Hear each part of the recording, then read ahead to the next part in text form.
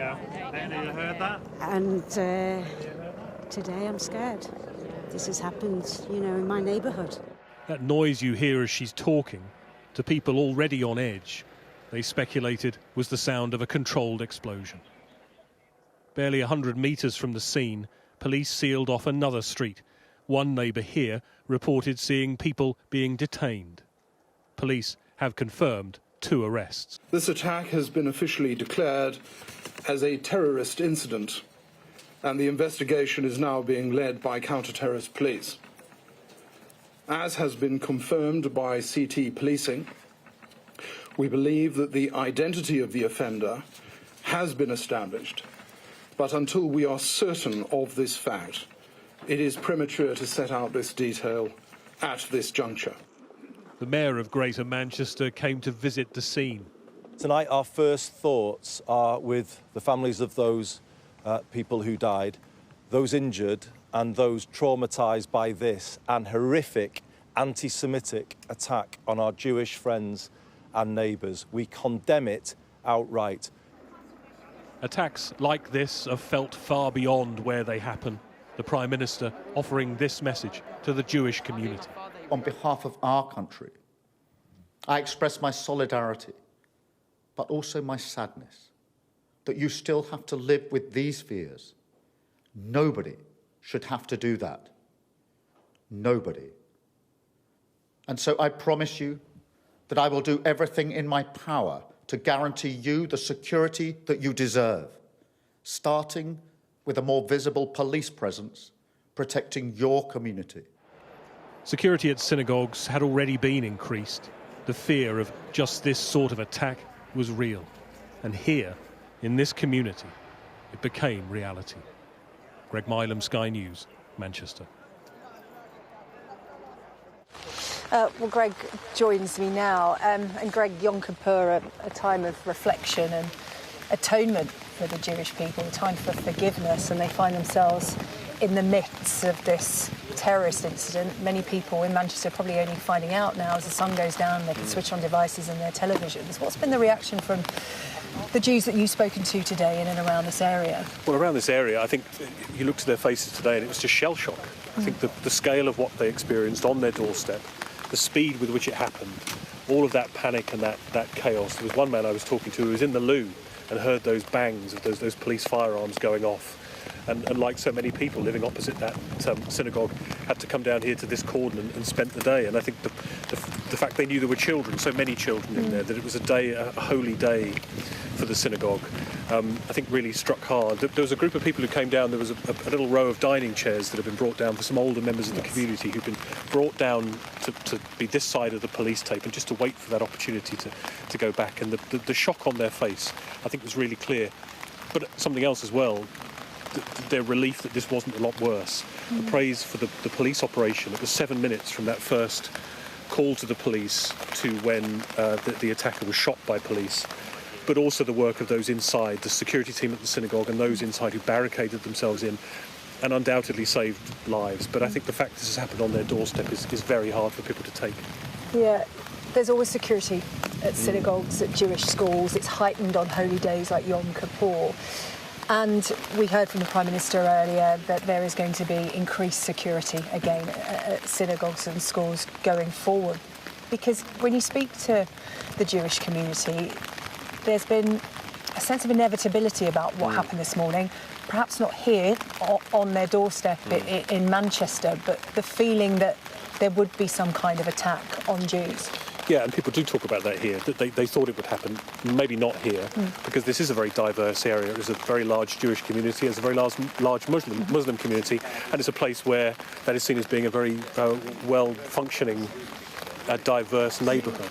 So they perhaps didn't think it would happen here, but certainly people did say they knew it would happen after October the 7th, when we saw that increase, and the continuing increase in anti-Semitism. They thought it would happen. The question, of course, is how do you stop it? With all the increase in resources, with the best will in the world, when someone has a vehicle and someone has a knife, as many people have said today, how do you stop that? And that will be a question I think a lot of people in communities all around the country will have. What can be done to stop someone doing something like this? OK, Greg, thank you. Chief North of England's correspondent Greg Milam, who spent the day here in Crumpsall. Well, this investigation very much in its early stages. It's been confirmed as a terrorist incident. We can take you through what we know so far with our crime correspondent Martin Brunt. The synagogue was full of worshippers on this, the holiest day in the Jewish calendar, Yom Kippur, the Day of Atonement. The terrorist was prevented from getting inside, but by then he'd killed 2 and injured 4 others. This is how the horror unfolded. The first emergency call was made at 9:31. A man had been stabbed and a car driven towards people at Heaton Park Hebrew Congregation Synagogue in Crumpsall. 3 minutes later, firearms officers were sent to Middleton Road as police received more reports that a security guard had been attacked with a knife. When police arrived, there was a car close to the front gates of the synagogue with a victim on the road. At 9:38, outside the building, officers confronted the attacker before they opened fire and killed him. At 1 p.m, a police cordon was put up on White House Avenue, less than half a mile from the synagogue. Witnesses say 2 men were led away in handcuffs. Police will be delving into every aspect of the killer's life, his family, his friends, his acquaintances, and examining in minute detail any mobile phones and computers. They'll want to know everybody he's been in contact with. Did others help him plan the attack, or was he a lone wolf? Police said later they knew the killer's identity, but they weren't ready to reveal it publicly. There were a large number of worshippers attending the synagogue at the time of this attack. But thanks to the immediate bravery of security staff and the worshippers inside, as well as the fast response of the police, the attacker was prevented from gaining access. The Home Secretary met some of the officers involved in the response to the attack, and she had a message for terrorists. To those who seek to divide us, they will fail. As night fell, the police operation was widening beyond the city.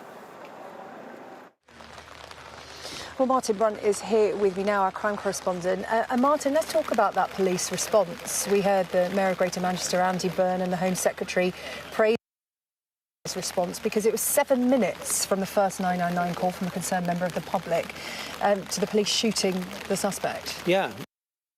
On the first emergency call, and 9:38 was the first shot fired. And even for a major city with circling armed response units, that's still quite an amazing thing. We've no idea how close to this area that armed response unit was when it got here, but you know, by anybody's standards, 7 minutes is extraordinary. And you have to build into that the assessment to take those shots. And as we've seen, it would appear, and this will be subject to a big investigation, of course, internal investigation, the police were convinced that there was some kind of explosive device, and you know, they couldn't get that close to him. I would say that when the fallout happens, it will be proved that they were justified in the action they took. And I think the fact that they responded so well is perhaps explained one of the reasons why the Home Secretary came up so quickly. Obviously want to show support for the community as well, but also to praise the work of those officers. And of course, they've identified the killer very quickly as well, haven't they? They won't tell us who he is yet. There are reasons for that. But knowing who he is very quickly gives them an enormous boost to their investigation. Yeah, the investigation continues. You know, there are days, weeks to come of that, I am sure. But in terms of the immediate response, we heard from the Prime Minister stepping up security at synagogues across the UK and a visible police presence on the streets where the Jewish communities live in the UK as well. Perhaps you could talk to us a bit about that. Yeah, well, the Jewish community does have a high level of security anyway, and certainly since the Hamas attack on October the 7th in Israel, the threat level was deemed to be extraordinarily high, much higher than it has been in previous years. Now, the Community Security Trust that offers security advice and provides security guards for all sorts of Jewish buildings, synagogues and schools. In fact, it gets an £18 million grant, or it did in the past year, from the government to help, particularly to fund security guards, professional security guards for synagogues and schools. And there's constant advice given out on their website for those people who run schools, synagogues, organisations about being very strict on who you allow in, keeping doors shut when places are not open, and just being very vigilant generally, and continuous patrols around these buildings. It makes it very difficult for somebody to launch an attack on those kind of premises, but we've seen today that they're not foolproof. OK, Martin, thank you. Martin Brunt, following the police investigation for us. We'll speak again. Martin, thank you very much. Well, as this investigation continues in the days to come, questions will be asked, as Martin said, not just about security at places of worship, but about the terror threat facing the United Kingdom. Our home editor, Jason Farrell, has this report. A targeted attack on a community, almost certainly inspired by hatred, designed to provoke fear. It seemed inevitable this statement would come. Counter-terrorism policing has declared this as a terrorist incident. And I want to be clear, UK policing is mobilising, and it's mobilising fast. Police say there's no reason to suspect an increased threat to synagogues, but policing visibility will be stepped up. This from London's mayor. I want to reassure them that in London they will be seeing additional police officers. People should be allowed to go about and practice their faith, knowing they're going to be safe. Unfortunately, too many Jewish Londoners, Jewish people across the country, Jewish people across the globe don't feel that way, and that's heartbreaking. The Jewish community had feared this day would come and had already put measures in place to protect themselves, as the Prime Minister observed. We provide a home. For so many Jewish families, that is the story of Britain. But Britain is also a country where Jewish buildings, synagogues, even schools require round-the-clock protection, where dedicated specialist security is necessary because of the daily threat of anti-Semitic hatred. Today's horrific incident shows why. And while this is not a new hate, this is something Jews have always lived with, we must be clear. It is a hatred that is rising once again. The Community Security Trust, which monitors anti-Semitism, found that after the October 7th attacks in Israel, anti-Jewish incidents doubled in the first half of 2024. Ahmed Ali Alid was responsible for the last terrorist murder in the UK. In October 2023, the asylum seeker attacked a Christian housemate in Hartlepool, but said he was inspired by the war in Gaza. In October last year, the head of MI5 had this warning.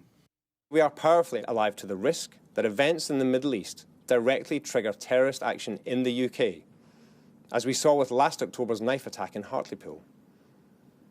The ripples from conflict in that region will not necessarily arrive at our shores in a straightforward fashion. They'll be filtered through the lens of online media and mixed with existing views and grievances in unpredictable ways.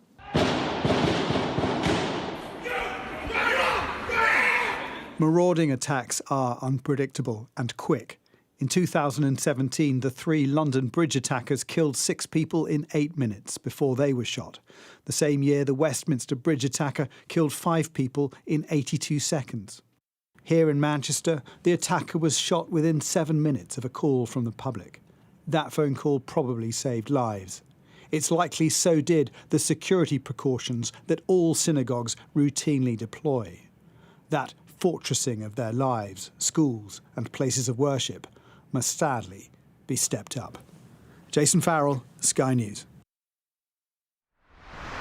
Well, I'm joined now by the former UK Counter-Terrorism National Coordinator, Nick Aldworth. Nick, really good to have your time on the UK Tonight this evening. Thank you for joining us. I understand that you were previously responsible for helping to keep the Jewish community in London safe on holy days. There'd have been heightened security around the synagogue today. Just talk us through the kind of security that is in place for the Jewish community. Yeah, good evening, Sarah, and thank you for having me on. The High Holy Days series of dates is really important to policing in terms of how we protect the Jewish community.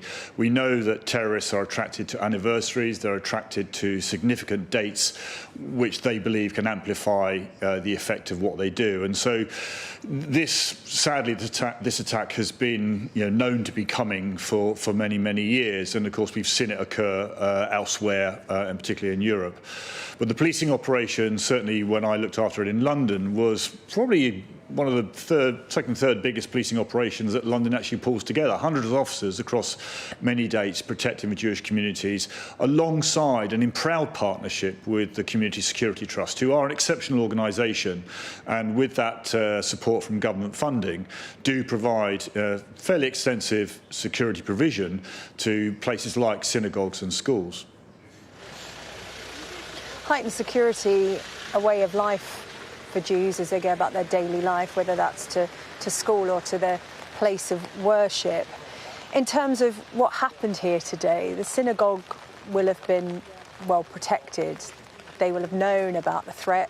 It's always there for them. It might be heightened at the moment, but the Jewish community always feel that there may be an attack on them. That's why they have security.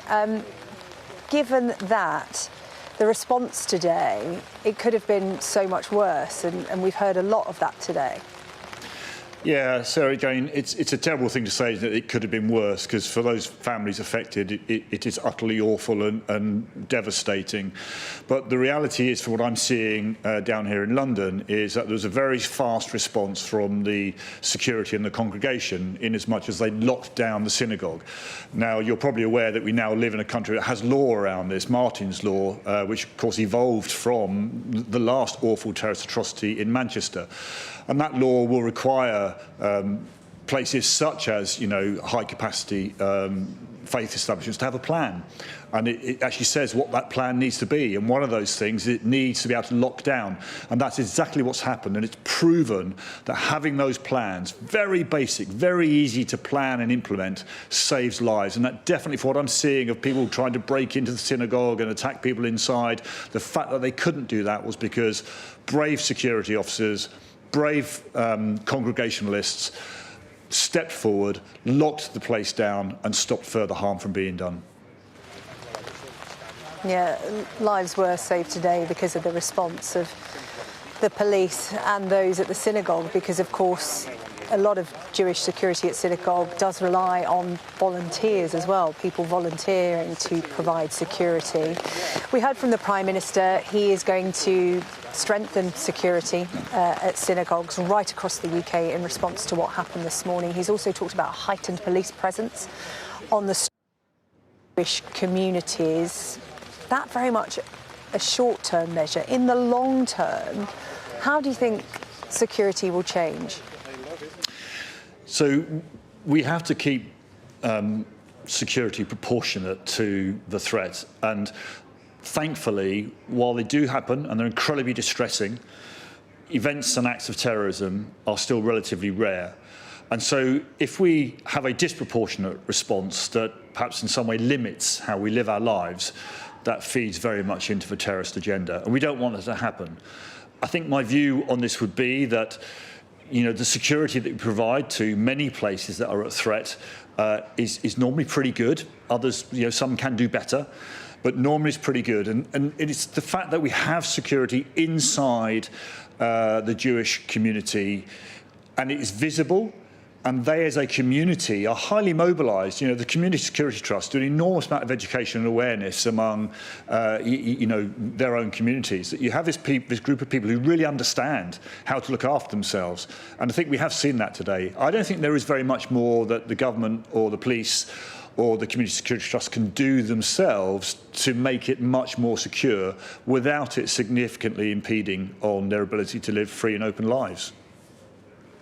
Yeah, I'm going to be talking to the Community Security Trust just after 8:30, the first time we'll have heard from them today, because so many people have been talking about that organisation and the work that they do. I'll be hearing from them a little bit later on in the programme. But a final word from you about reassuring Jews in the UK tonight, because, you know, their worst fears that they've been carrying around for some time now, especially in the last 2 years since October 7th, has been realised. What would you say to Jews in the UK this evening? So look, I think the message that I would give to them first and foremost is, you're not on your own. All right-thinking people are beside you, behind you, supporting you, wrapping themselves around you. I absolutely promise you that. I mean, the first people I reached out to this morning were people that I know in the Jewish community, and frighteningly, one of them was actually, in the synagogue when this actually happened. But secondly, and I guess on behalf of the state, and it's probably not my place to talk on their behalf anymore, but I shall, I do know that the police are very, very alive to these concerns. I invested an enormous amount of time in my professional career in bringing community representatives into policing to help understand what they needed from us and to reassure them that they would get that from us. And to my knowledge, that's the relationship continues. The Met Police, which I know incredibly well, is led by exceptional people who really understand the Jewish community and will stand beside them and make sure that they are not left feeling alone. Nick Aldworth, former UK Counter-Terrorism National Coordinator, really appreciate your time on the programme this evening. Thank you. So to come here on the UK Tonight, we'll have the latest from the Middle East as the Israeli Foreign Affairs Minister criticises Sir Keir Starmer for not curbing the rise of anti-Semitism in the UK.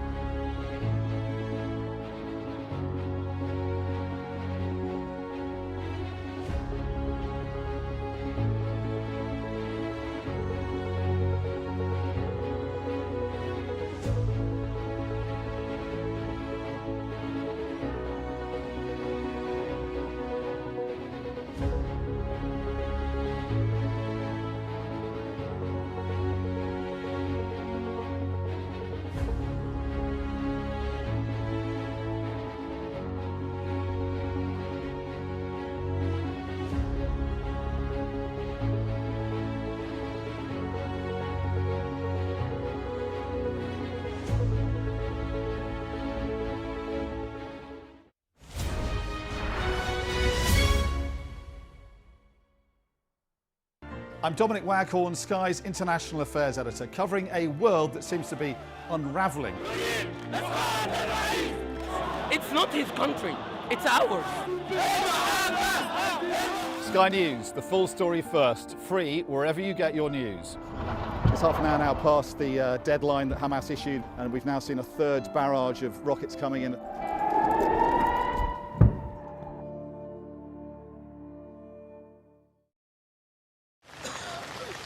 Well, we heard earlier the Prime Minister to the attack this morning here at the synagogue in Crumpsall. He promised to deliver security for the Jewish community. However, the Israeli Foreign Affairs Minister, Gideon Saar, has hit out at the way the UK government has handled anti-Semitism. Strong words from him on social media today. Gideon Saar said UK authorities have failed to take the necessary action and have effectively allowed it to persist. Let's bring in our Middle East correspondent, Adam Parsons, who is in Jerusalem. We're also going to be speaking to our chief political correspondent, John Craig. He's in Downing Street for us tonight. But first of all, to you, Adam. Yeah, strong words from Gideon Saar, a very prominent politician in Israel.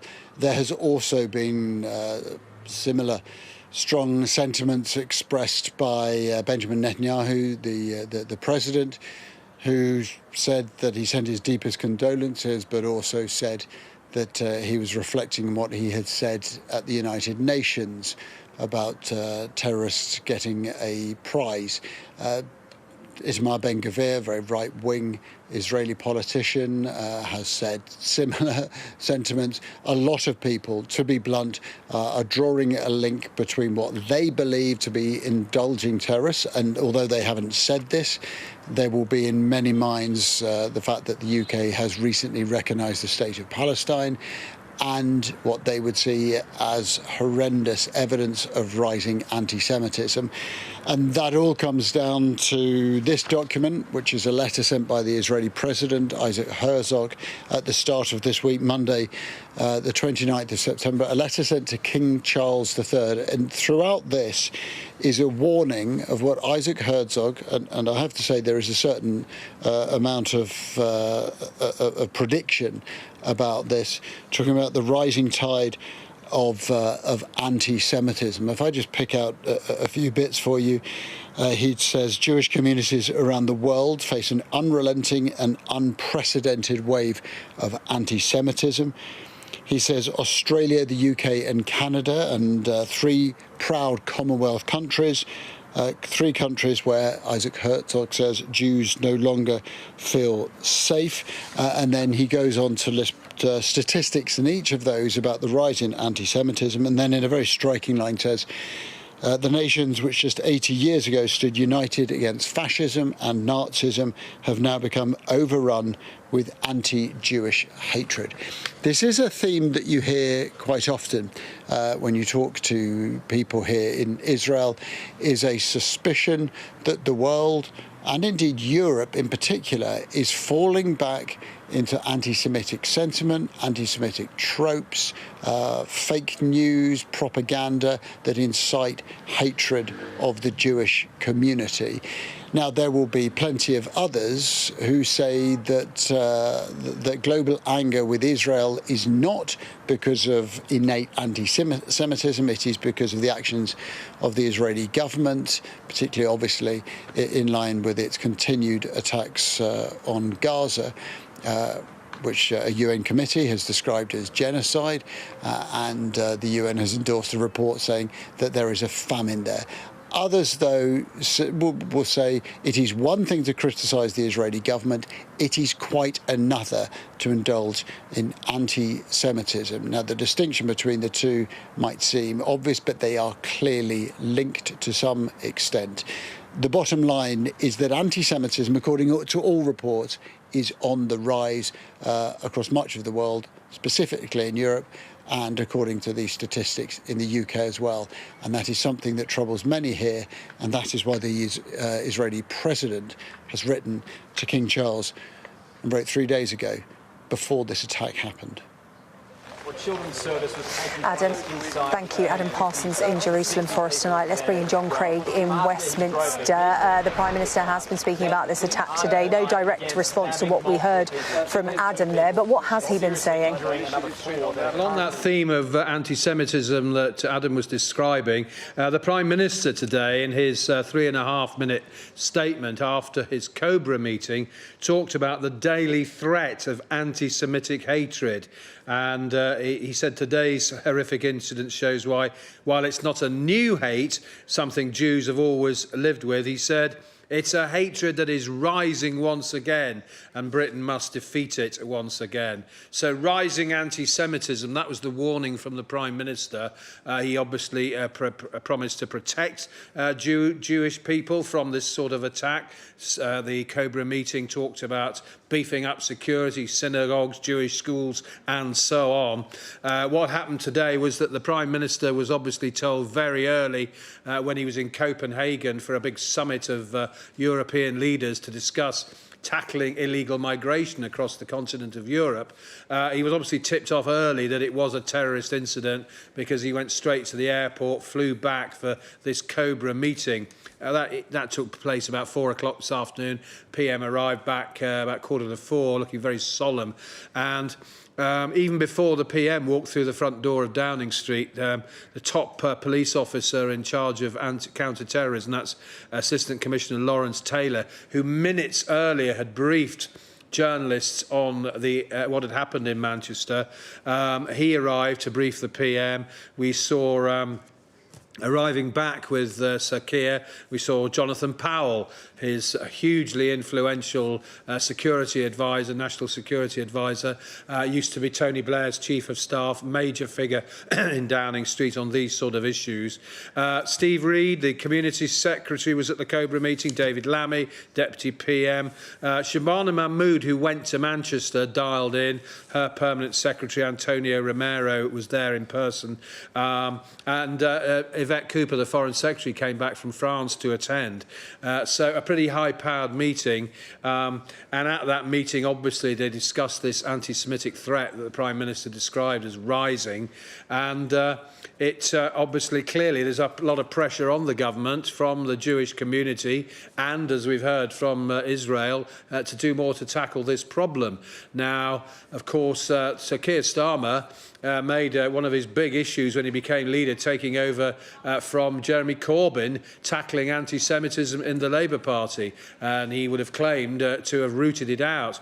However, the Labour Party this week at its conference voted for a motion accusing Israel of genocide, against the wishes of the party leadership, it must be said. It's also worth mentioning that while just after the Prime Minister was talking, there was a huge and very noisy demonstration in Whitehall and Parliament Square.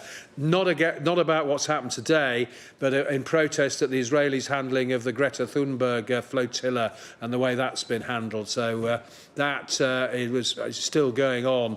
A lot of pro-Palestinian demonstrators in Whitehall and Parliament Square. John, thank you. John Craig with the latest there from Westminster. Well, here in Crumpsall, the community is trying to come to terms with a shocking attack. Police confirming it was a terrorism incident taking place on Yom Kippur, the holiest day in the Jewish calendar. Well, I'm joined now by the Chief Executive of the CST, the Community Security Trust, Mark Garden. CST, a charity that provides security and protection to Jewish communities across the UK. Mark, good of you to join us here on the programme tonight. I've been hearing a lot about your work throughout the day to keep the Jewish community in the UK safe. First of all, your thoughts on a fear realised this morning? Exactly what it is. It's a fear realised. It's deeply, deeply distressing. My prayers and our deepest condolences to all of those so cruelly impacted, devastated by the murders that have taken place today at Heaton Park Synagogue in the heart of the Jewish community of North Manchester. This is a day that we and the police and the government have long known might come.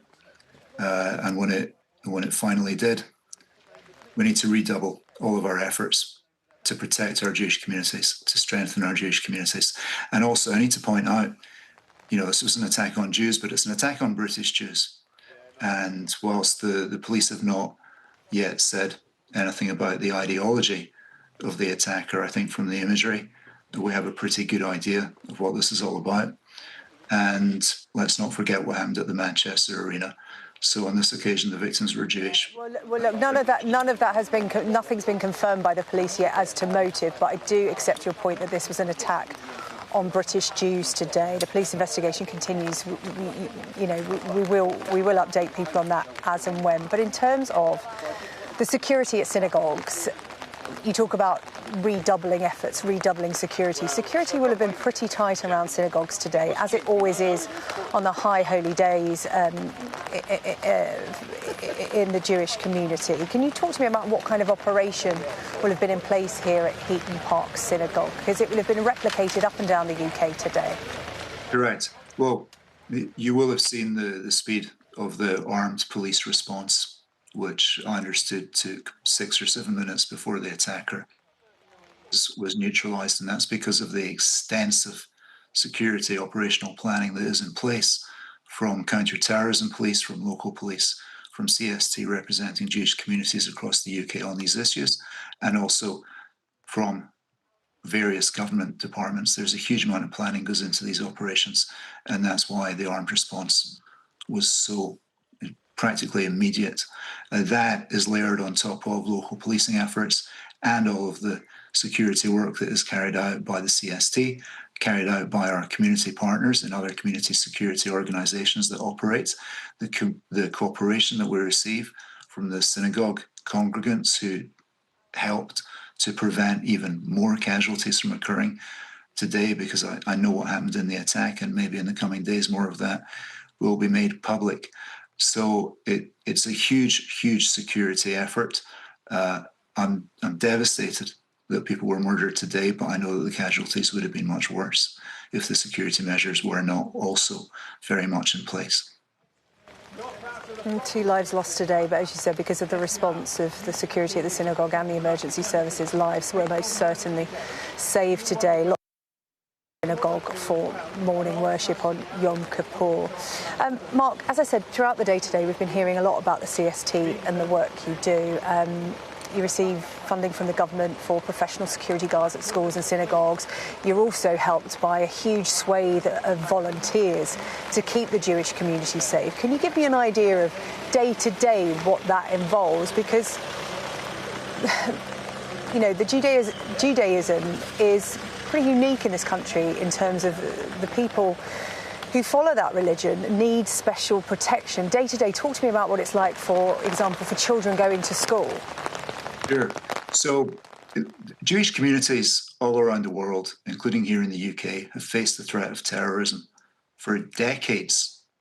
It used to be pro-Palestinian terrorism carried out by Arab groups or by Soviet bloc-backed groups. The threat of Nazi terrorism is always there. The threat of Iranian state terrorism has been there for the last 20 years and is actually the main driver for the work that we do. We had the attacks by ISIS. We had the attacks by Al-Qaeda.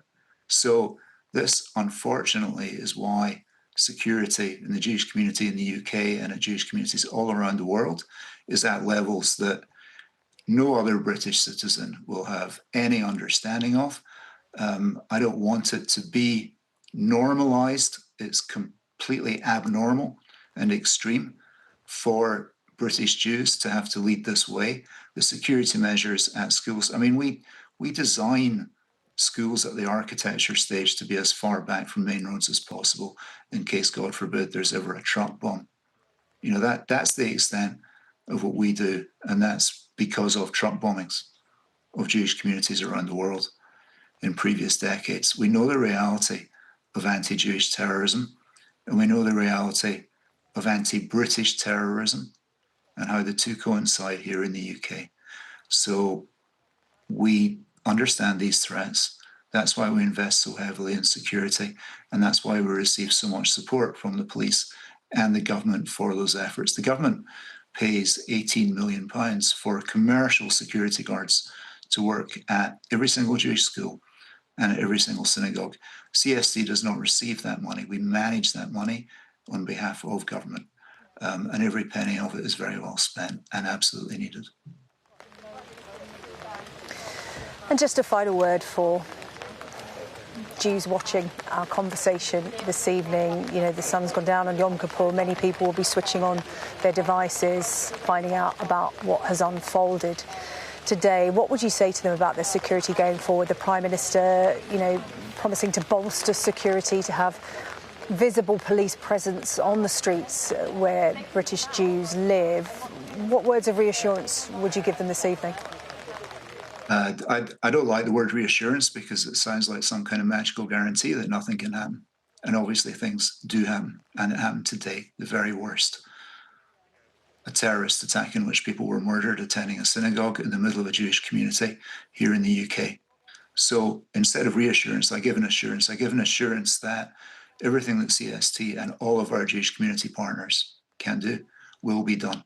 I give an assurance that we will work with the government and with the police. And I'm convinced, having spoken today with the Prime Minister, with the Home Secretary, with the Security Minister, with the head of counter-terrorism for the UK, I'm convinced that they will do what they can to give the support that they can to strengthen British Jewish communities so that we can face tomorrow and next week and next month and next year and move forward from this day. Mark Gardner from the CST, really appreciate your time this evening explaining what the Jewish community have to deal with on a daily basis and increased security now across the UK as a result of the tragic events that unfolded here in Manchester this morning. I appreciate your time. Thank you so much.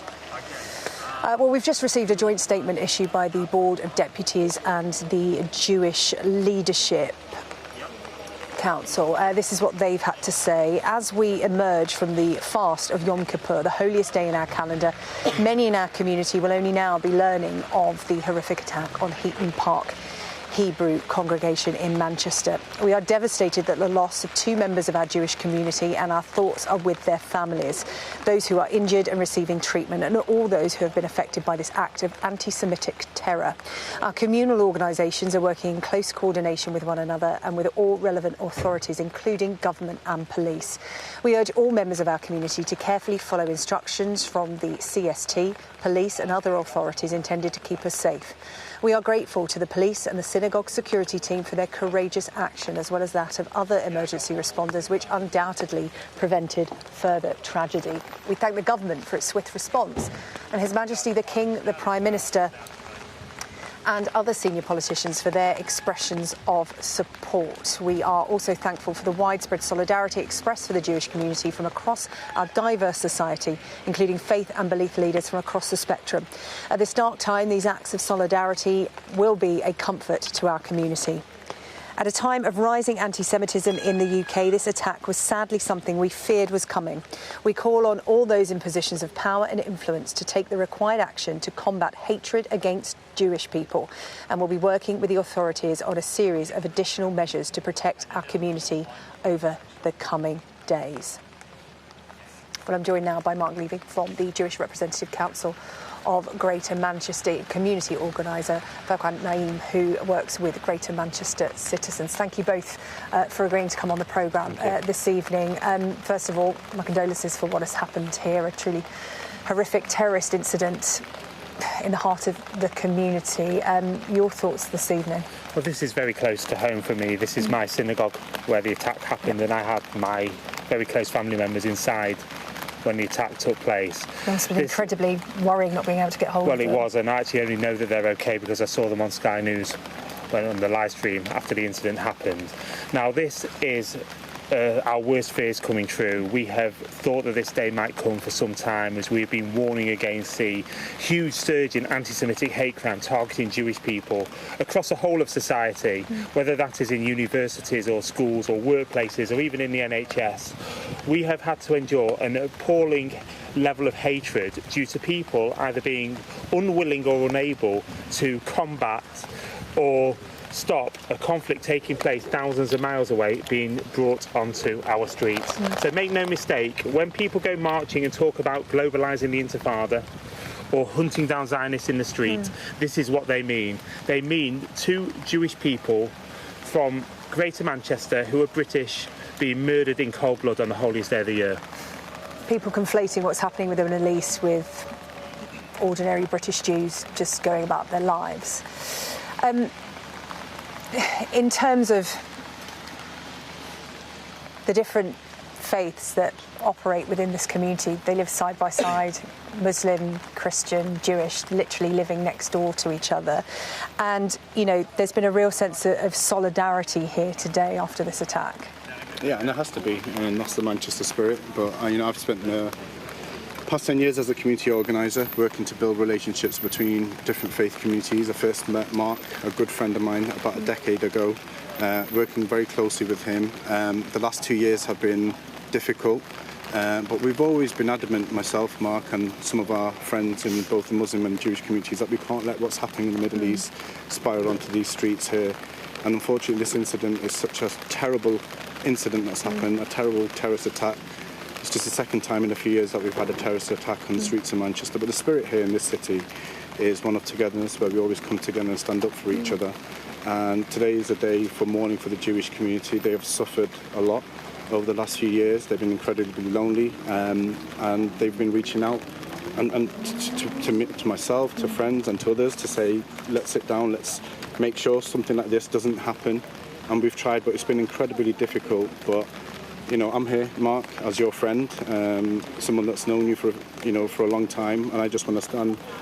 Today is a day to stand with the Jewish community, and your fears have come true, but I just want you and the Jewish community to know that you are not alone, and we stand with you, and I'm sure there's many other good people in Britain, people of different faith, from the Jewish, Muslims, Christians, and those of no faith, who stand with the Jewish community today, and we will redouble our efforts going forward to make sure that you feel like we are your friends, and we make sure something like this never happens again. Mark, we don't know the motive for today's attack, but what is clear, on Yom Kippur, a synagogue was targeted. It was an attack on British Jews. That's clear.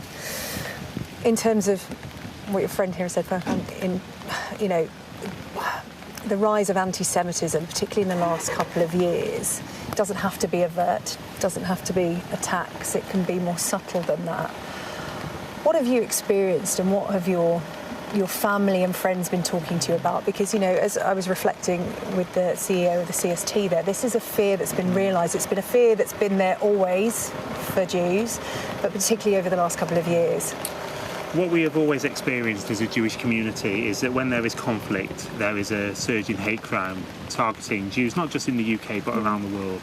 But what we have experienced over the last 2 years is completely unprecedented. Anti-Semitism for quite some time has been treated as some sort of second-class form of racism. We have had people targeted all across the whole of society, and when we have asked organisations to act, they have failed to do so. So, for example, Bob Villan, who is responsible for what was described as an anti-Semitic broadcast by the Director General of the BBC, was due to perform at the Manchester Academy. We wrote to the Manchester Academy a few weeks ago. We've not even had the courtesy of a response when it happens. This incident is a tragedy. British Jews have been targeted in Britain going about their daily business by a deadly terrorist attack. There's no excuse for this. I'm grateful to Furkan for his words and solidarity, and we need a lot more of that, because, as Furkan has noted, the last 2 years it's been very lonely to be Jewish here in the UK. We've had to deal with rank hypocrisy, double standards, and at times outright betrayal from people who have just not taken these concerns seriously. And we're very grateful to governments who have mobilised, and I echo the sentiments of the Jewish Leadership Council and the Board of Deputies, who have stated how well government have responded. And Greater Manchester Police were exceptional, and through them and the synagogue security team, they managed to avert a far greater disaster. But we are now looking for the other faith communities, the ones who haven't engaged with us properly over the last couple of years, to do so in good faith, to ensure that this conflict that is taking place thousands of miles away is not imported onto the streets here in the UK, leading to British Jews being targeted in deadly terrorist attacks. Furkan, you and Mark are good friends, and as you said, the Muslim community here living alongside the Jewish community, very supportive of one another. It works both ways, right? This is how, this area of Manchester gets along, coexists day to day. But in terms of support for the Jewish community, do you recognise what Mark is saying there? Are you hearing this within the community, that Jews feel that when they come under attack, whether it's verbally, physically, more subtle than that, in any which way, it's not taken as seriously? Yeah. No, I think I've listened to Mark and I've listened to the community over the years, and I think, not just the Muslim community, but obviously, as in all of us, we need to really come together and stand in solidarity. My thing is, whatever happens in the Middle East, and there can be differences, absolutely, everyone can have different opinions. We were just together 2 days ago. We were divided over what's happening in the Middle East. Mark expressed his opinion. I have a different opinion to Mark, but how did we leave that? We shared a hug with each other. We sent our love to our family. families. We gave each other a long hug. I think because we were both United fans as well and we're quite depressed at the moment, that probably added to it. But we left with saying we want peace and justice in the Middle East for all our communities. And I think if people had more of that mindset, actually these aren't the opposite. We're all together. We're part of the Abrahamic faith anyway. And if you actually just like not pigeonhole the Jewish community and blame them for the actions of what the Israeli government might be doing, and actually just focus on these are human beings. If you humanise one and each other and have that solidarity with each other, and I always try to put myself in the shoes of the Jewish person or the other person that might be a victim or whatever, in whatever conflict it might be, I always try to put myself in their shoes. How do they feel? So once we start getting out of what's in our minds and actually putting ourselves in other people's shoes and try to see it from their vacuum, I think that's when we will have a much more open mind and we can come together and start building bridges, which needs to happen now. And through this tragic incident, we hope that this can be a start of actually communities really coming together and having some meaningful action together and sticking together during these difficult times. Yeah, Mark, the Jewish community doesn't need words, platitudes or prayers, it needs action. And, you know, speaking to the CST earlier, talking about the response here, lives were saved, 2 lives tragically lost, but because of that security operation, lives were saved. And, you know, we don't even talk about the attacks on synagogues that are foiled because they don't happen. The security is there for a reason. But there's now talk about this being a watershed moment for people to wake up and realise and understand the Jewish experience here in Britain, take notice and do something about it. What do you want to happen? Well, make no mistake, over the last 2 years, the Jewish community are questioning whether we have a future here in the United Kingdom, which is a tragedy in itself. I'm British, I'm Jewish. Those 2 identities sit alongside one another extremely comfortably. And the fact that these conversations are happening where we are questioning whether this country will be as welcoming to our children as it has been to myself and my parents and grandparents and great-grandparents who were all born here. So you're right, we need solidarity and we need support, but we don't need platitudes. We are grateful to government who have mobilised immediately. I was with the Home Secretary earlier today, along with the Mayor of Greater Manchester and the Council Leader, Bev Craig, who fantastic advocates for for solidarity, and they do genuinely care about our community. Obviously, this is something that's happened 12 hours ago on the holiest day of our year. How our community will react going forward, it's just impossible to tell at such an early stage. OK, well, listen, Mark and Furkan, I really appreciate you coming on to the UK tonight to talk together as well, as you said, you know, from 2 different sides of the community, but very much the best of friends working together. So thank you very much for coming to talk to us. And again, condolences for you and your community. Thank you. Well, let's just remind you of that statement from the Board of Deputies of British Jews and the Jewish Leadership Council. They've issued a joint statement this evening. This is what they've had to say. As we emerge from the fast of Yom Kippur, the holiest day in our calendar, many in our community will only now be learning of this horrific attack on Heaton Park Hebrew congregation in Manchester. We are devastated at the loss of 2 members of our Jewish community, and our thoughts are with their families, those who are injured and receiving treatment, and all those who have been affected by this act of anti-Semitic terror. They went on at a time of rising anti-Semitism in the UK. This attack was sadly something we feared was coming.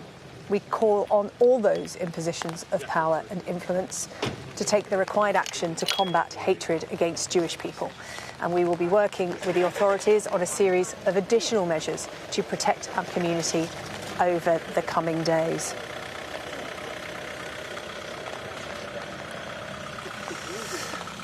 Well, we'll have much more throughout the night here from Greater Manchester at the scene of that terrorist incident this morning at the synagogue, and just yards behind me, the police operation here at the scene winding down, but the wider police investigation into this terrorist incident, the intelligence services and the police working together.